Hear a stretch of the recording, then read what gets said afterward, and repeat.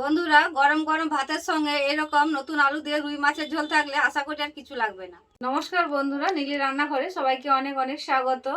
বন্ধুরা, আজকে একটা গোটা রুই মাছ খুব ভালো করে কেটে ধুয়ে নিয়েছি। দেখুন, আজকে এই রুই মাছেরই সুস্বাদু একটি রেসিপি বানাচ্ছি, আপনারা পুরো ভিডিওটি দেখতে থাকুন।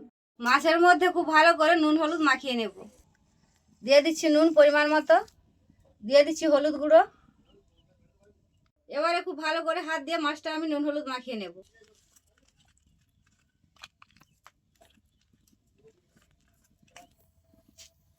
মাছের মধ্যে খুব ভালো করে নুন হলুদ মাখিয়ে নিয়েছি। এবারে আমি মাছ ভাজার জন্য কড়াইয়ের মধ্যে দিয়ে দিচ্ছি সরিষার তেল পরিমাণ মতো।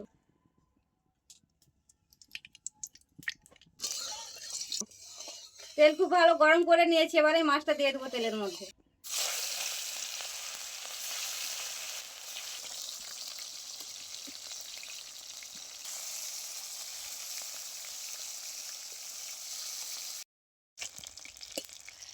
মাছটা খুব ভালো করে এপিট ওপিট করে লাল লাল করে ভেজে নিয়েছি, এবারে তুলে নেব।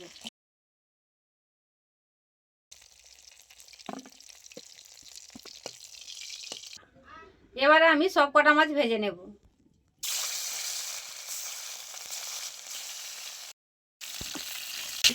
এই মাছগুলো খুব ভালো করে লাল লাল করে ভেজে নিয়েছি, এবার তুলে নেব।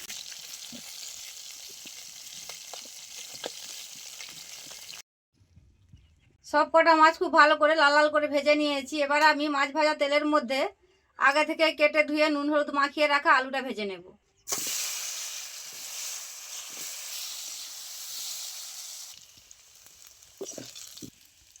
আলুটা খুব ভালো করে নাড়াচাড়া করে লাল লাল করে ভেজে নিয়েছি, এবার তুলে নেব।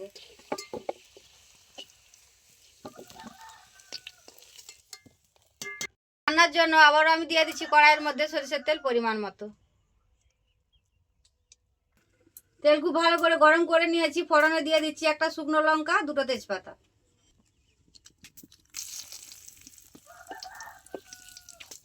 এবার আমি দিয়ে দিচ্ছি পরিমাণ মতো পেঁয়াজ কুচি।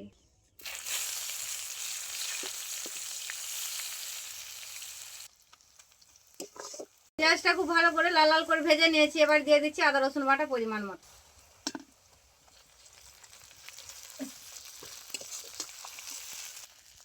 আদা রসুন পেঁয়াজ খুব ভালো করে লাল লাল করে ভেজে নিয়েছি, এবার দিয়ে দিচ্ছি একটা বড় সাইজের টমেটো কুচি।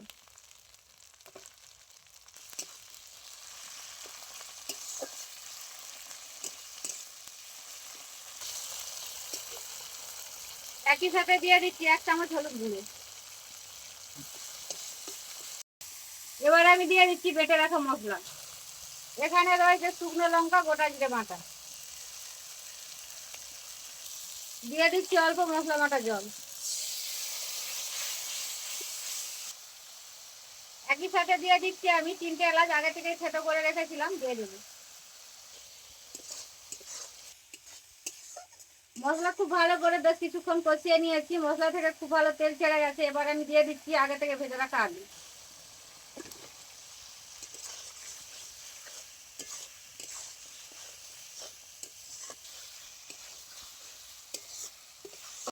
মশলার মধ্যে বেশ কিছুক্ষণ আলু কষিয়ে নিয়েছি, এবার দিয়ে দিচ্ছি আমি অল্প কাসুরি মেথি।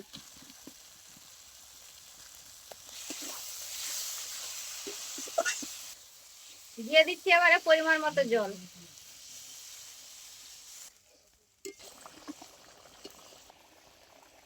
ঝোল খুব ভালো ফুটে গেছে, এবার আমি দিয়ে দিচ্ছি ভেজে রাখা মাছটা।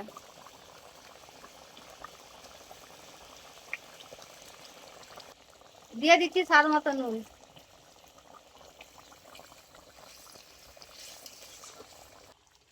রান্নাটা প্রায় শেষের মাথায় হয়ে আসছে, আর কিছুক্ষণ ফুটিয়ে নামিয়ে নেব। নামিয়ে নিয়েছি, এবার দিয়ে দিচ্ছি অল্প গরম মশলার গুঁড়ো।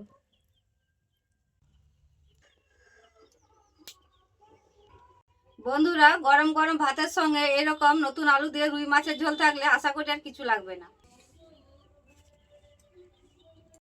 বন্ধুরা, আজকের এই রেসিপি যদি আপনাদের কাছে ভালো লাগে অবশ্যই লাইক কমেন্ট করবেন এবং আমার পাশে থাকবেন, এবং আপনারা ভালো থাকবেন। দেখা হচ্ছে অন্য কোনো রেসিপিতে।